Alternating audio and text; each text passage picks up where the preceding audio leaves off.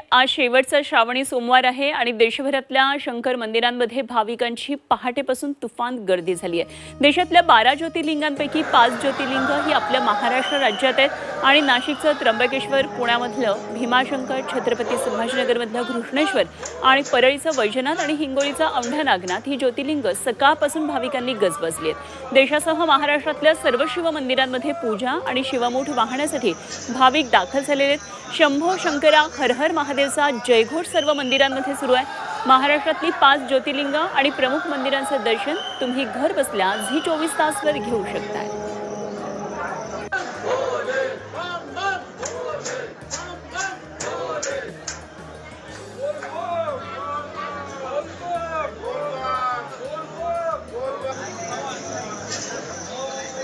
अशा प्रकारे महाराष्ट्रातल्या या 5 ज्योतिर्लिंगांचं दर्शन आपण झी24 तासवर घेत आहे। आज शेवटचा श्रावणी सोमवार आहे आणि या शंकराच्या मंदिरामध्ये पहाटेपासून गर्दी झालेली आहे। दिवसभर आज शिवामूठ वाहण्यासाठी आणि शंभूचं दर्शन घेण्यासाठी अशा प्रकारे मोठी गर्दी असणार आहे।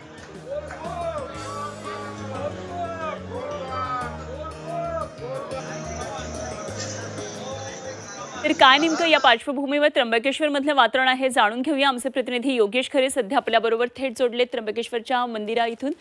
योगेश, आज काय नेमकं वातावरण दिसतंय? कारण शेवटचा सोमवार आहे आणि निश्चितच आजचा दिवस शिवभक्तांसाठी महत्त्वाचा आहे। श्रावणातल्या शेवटच्या सोमवारी दर्शन घेणं महत्त्वाचं मानलं जातं। काय नेमकं वातावरण दिसतंय?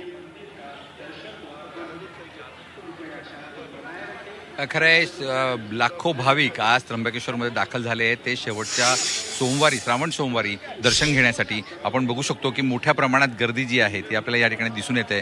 अनेक भाविक रांगेमध्ये मध्यरात्रीपासून 8 ते 10 तास या ठिकाणी तिष्ठत आहेत आणि सगळ्यांना आज आपल्याला त्र्यंबकेश्वराचं दर्शन करून जायचं ही इच्छा या ठिकाणी दिसते। आपण जाणून घेऊया आज त्र्यंबकेश्वरमध्ये नेमकं काय, या त्र्यंबकेश्वरचं महत्त्व नेमकं काय आहे जेणेकरून एवढे भाविक या ठिकाणी येत असतात।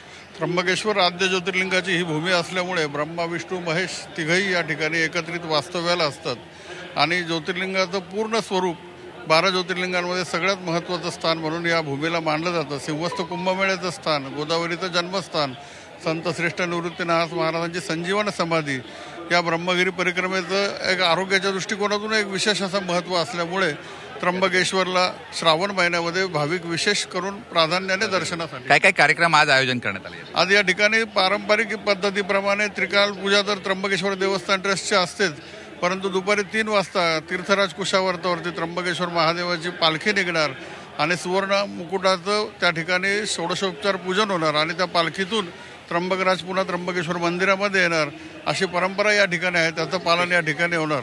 एकूण पेशवेकालीन परंपरेप्रमाणे सर्व ज्या काही पूजा आहेत ते या ठिकाणी पार पडत आहेत।